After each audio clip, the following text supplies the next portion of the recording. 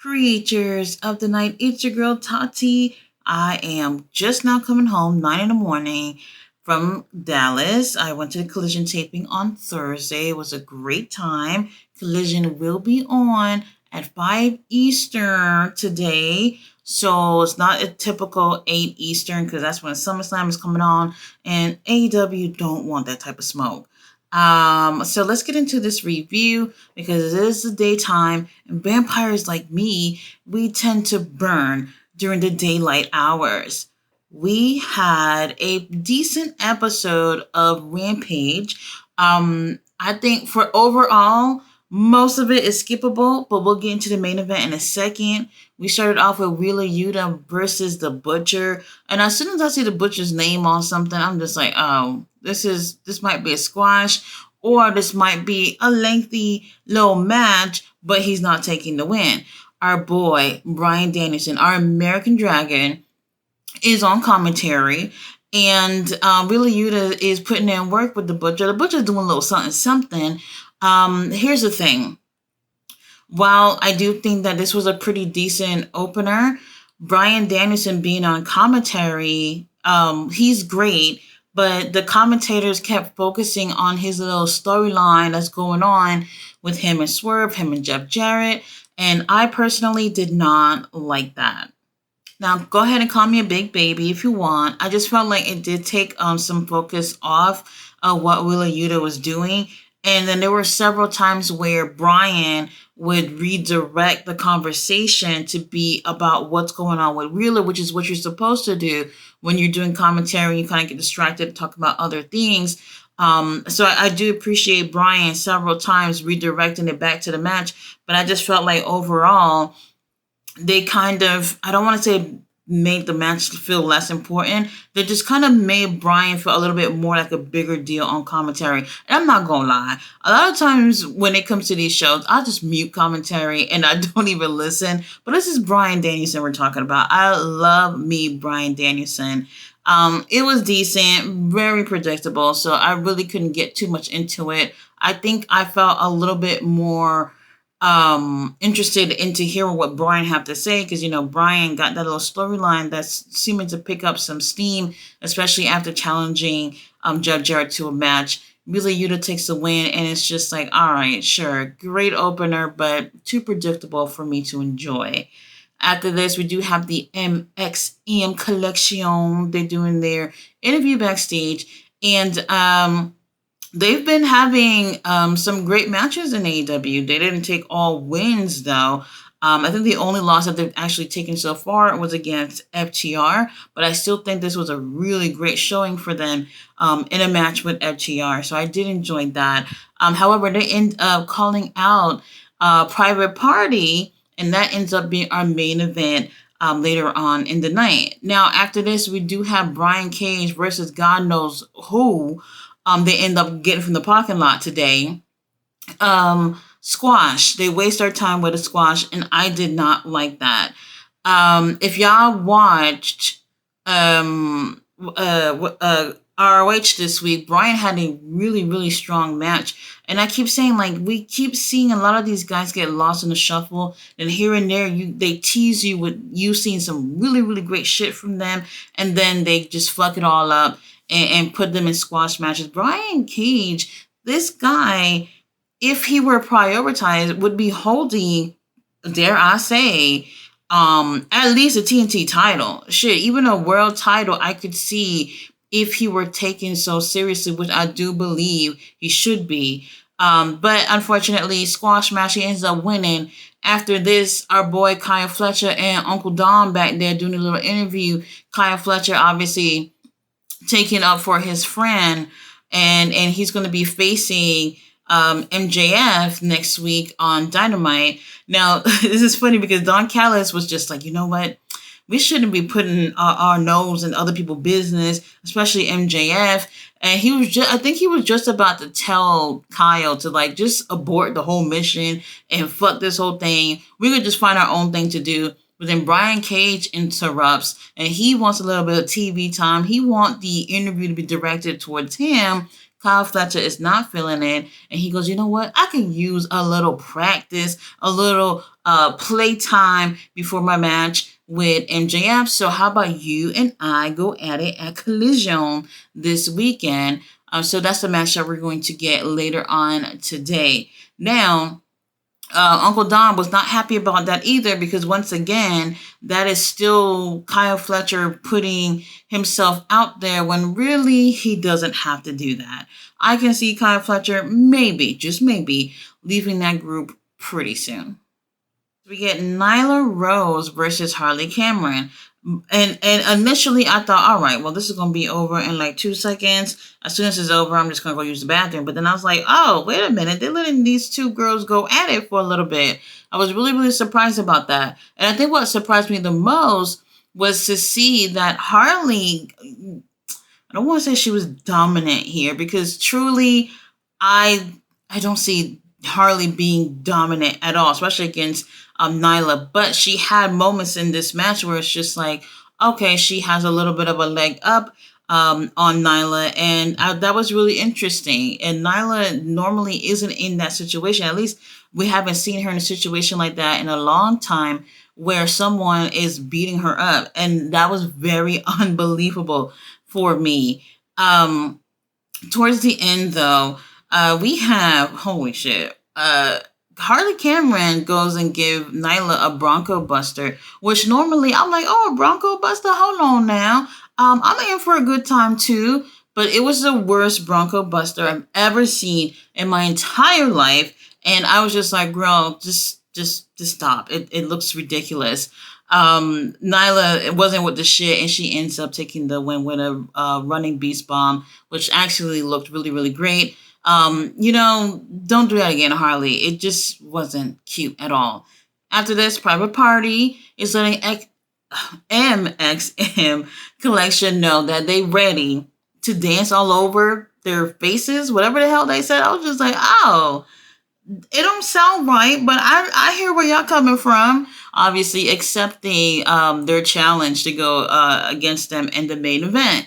After this, they waste our time again with the learning tree coming out. Oh, Lord have mercy.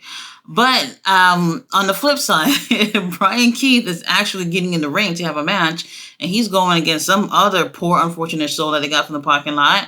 And this also was a squash as well. And I'm just saying, like, y'all remove some of these. I get it. The squash matches, y'all giving people opportunities to get in the ring, but like, who is really enjoying these things? I felt like it's not worth it. Brian Keith is a tremendous wrestler. So far, I have not seen the payoff, and with him being the bad apple, being part of this group. And as much as I can't stand Chris Jericho, there actually is potential if there is something for Big Bill and Brian Cage in this, Brian Keith in this situation. And so far, no payoff with them being the group. At least not yet. Brian wins, but I just don't see where things are going. I don't see it at all. After this, we do have Shibata with his little translator, basically saying, Samoa Joe and Hook, Samoa Joe went through that little paper wall. Hook probably still at the hospital. Actually, no. I actually saw this video of Hook with some girl. I think he was rolling up or something like that in the living room. Whatever the hell was going on. Hook is enjoying himself.